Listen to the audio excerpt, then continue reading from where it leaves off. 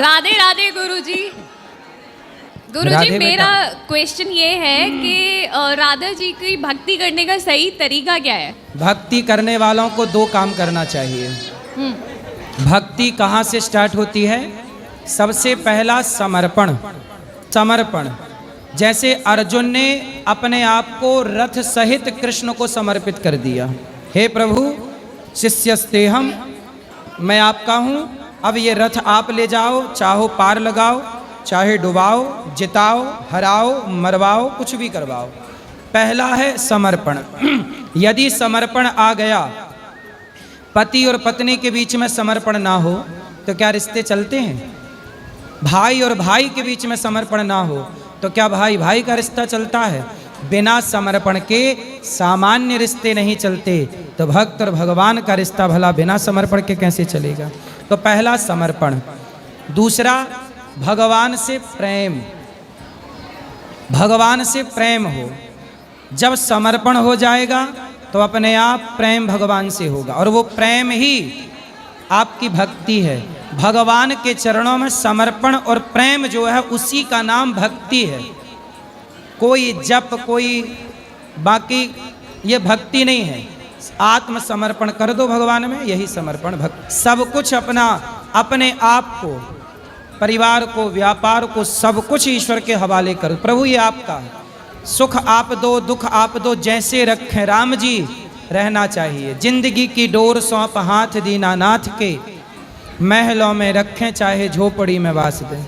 हर हाल में खुश रहना समर्पण भक्त का लक्षण है। जो समर्पित होगा वो हर परिस्थिति को ईश्वर की कृपा मानेगा। सुख को कृपा, दुख को कृपा, हानि को कृपा, लाभ को कृपा, जीवन को कृपा, मृत्यु को कृपा। जो मिल रहा है, मुझे सम्मान मिला कृपा, अपमान मिला कृपा, जीवन मिला कृपा, आंखों में आंसू हैं कृपा, होंठों पे मुस्कान है, हर परिस्थिति कृपा है। बस यही तो प्रॉब्लम है कि ये चीज़ नहीं समझ में आती। इसी यहीं आके थोड़ा सा ये जो एक ट्रस्ट वाला, जो फेथ वाला फैक्टर होता है वो टूट जाता है। तो मतलब समर्पण है, रहता है कि चलो ठीक है भगवान जो कर रहे हैं ठीक है, लेकिन जब कोई चीज़ खराब होती है उस टाइम लगता है यार ये क्यों हो रहा है, कैसे हो रहा है, भगवान तो ऐसा कर रहे हैं। जब आपका बच्चा है?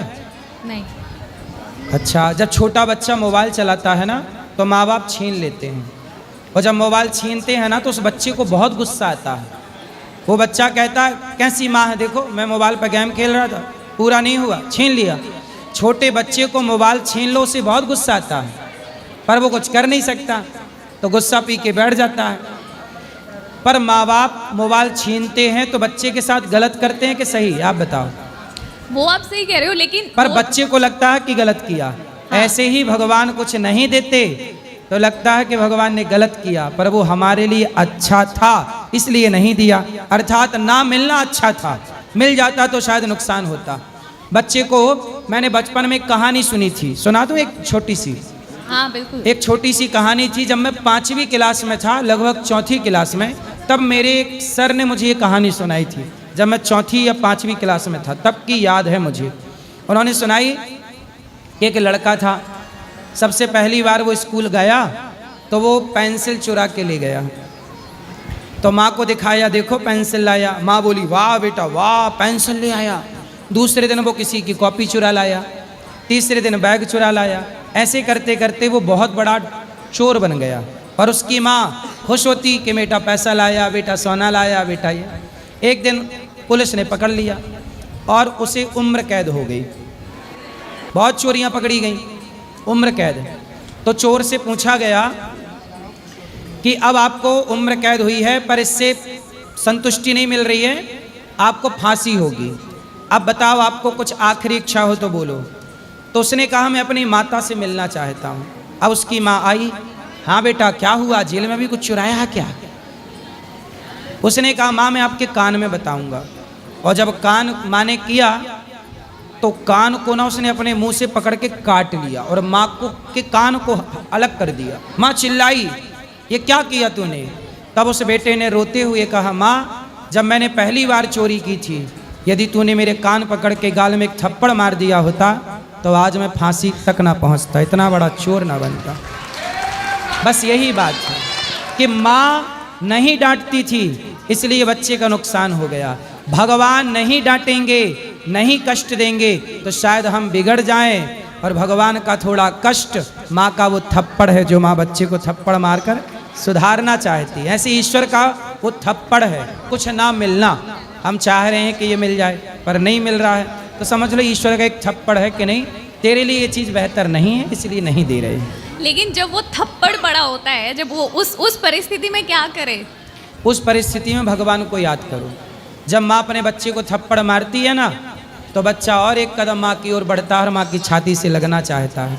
ऐसे ही है कि जितना कष्ट आता जाए उतने भगवान के करीब होते जाओ और नजदीक होते जाओ। ठीक है, राधे राधे गुरुजी। राधे राधे। राधे राधे गुरुजी।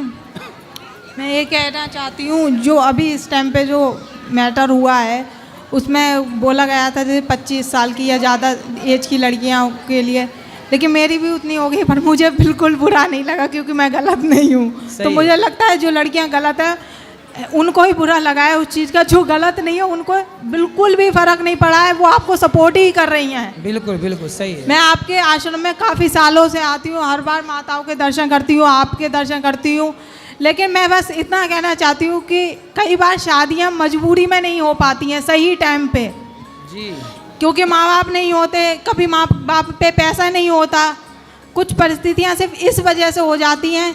लेकिन ज़रूरी नहीं है मतलब हर लड़की ज़्यादा एज में आके मतलब गलत नहीं होती सारी है। लड़कियों के लिए बोला ही नहीं गया नहीं था। मुझे पता है, लेकिन मतलब जो लोगों ने बवाल किया उस चीज़ को लेके तो वो तो व्यर्थ ही है। उनको मतलब आजकल मतलब वायरल होने के लिए कोई कुछ भी कर रहा है, लेकिन जो लड़कियां सही हैं उनको बिल्कुल फ़र्क नहीं पड़ता। वो प्रेमानंद महाराज को भी सपोर्ट करती हैं, वो आपको भी सपोर्ट करती हैं। उन्होंने कोई भी ऐसा जो सही हैं उन्हें कोई दिक्कत नहीं है, दिक्कत हुई ही उन्हें जो गलत हैं। मैं वही कह रही हूँ, मेरी सेम है, जब मुझे बिल्कुल फ़र्क नहीं पड़ता। मैं आज भी आपके पास आई हूँ, मैं हमेशा हर महीने आती हूँ, मैं हमेशा आती हूँ यहाँ पे, मुझे कोई फ़र्क नहीं पड़ता। क्या है, संतों को गालियाँ देने में, संतों को अपमान करने में, जलील करने में कुछ न्यूज़ चैनलों को टीआरपी मिल जाती है, तो वो अपनी टीआरपी के लिए सनातन धर्म के संतों को बदनाम करते रहते हैं, क्योंकि बदनाम करने में टीआरपी मिलती है। वो जो लड़कियां यहाँ याद रखिएगा, आप किसी का सम्मान करिए तो लोग कम जाएंगे, पर किसी को बदनाम यदि करना है तो उस बदनाम होने वाले व्यक्ति को सुनने के लिए, देखने के लिए बहुत जाएंगे।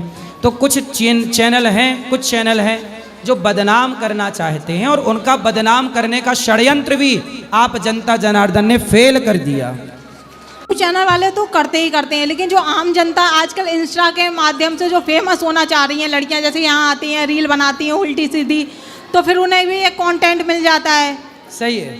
आप कोई रील बनाते हो उसके साथ अलग से वो अपना ऐड जोड़ लेते हैं लोग, फिर गंदा गंदा बोलते हैं, मतलब उनको उम्र का लिहाज नहीं है। किसी ने तो प्रेमानंद महाराज के लिए भी इतनी गंदी रील बनाई थी, बहुत ही कम उम्र की लड़की थी, उसे बहुत, मैं बोल नहीं सकती इस तरीके के उसने शब्द बोले। कोई अगर कोई अच्छे घर की लड़की होगी वो अपने बाप के लिए ऐसे नहीं बोल सकती, वो तो उसके बाबा की उम्र के हैं। सही है। तो ये तो सिर्फ वो गलत लड़कियां ही होती हैं जो मतलब एक मछली पूरे तालाब को गंदा कर रही है। कुछ 20-25 साल की लड़कियां मतलब जब एज में आ जाती हैं तो वो ऐसा करती हैं, तो उसके वजह से हम सब जिनकी शादी नहीं भी हुई है किसी ना किसी दिक्कत से इस एज में आके, तो सब बदनाम हो रहे हैं उसकी वजह से।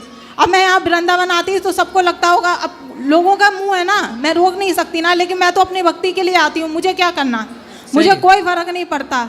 जय श्री राधे। चलिए, भगवान करें जल्दी से आपका विवाह हो जाए।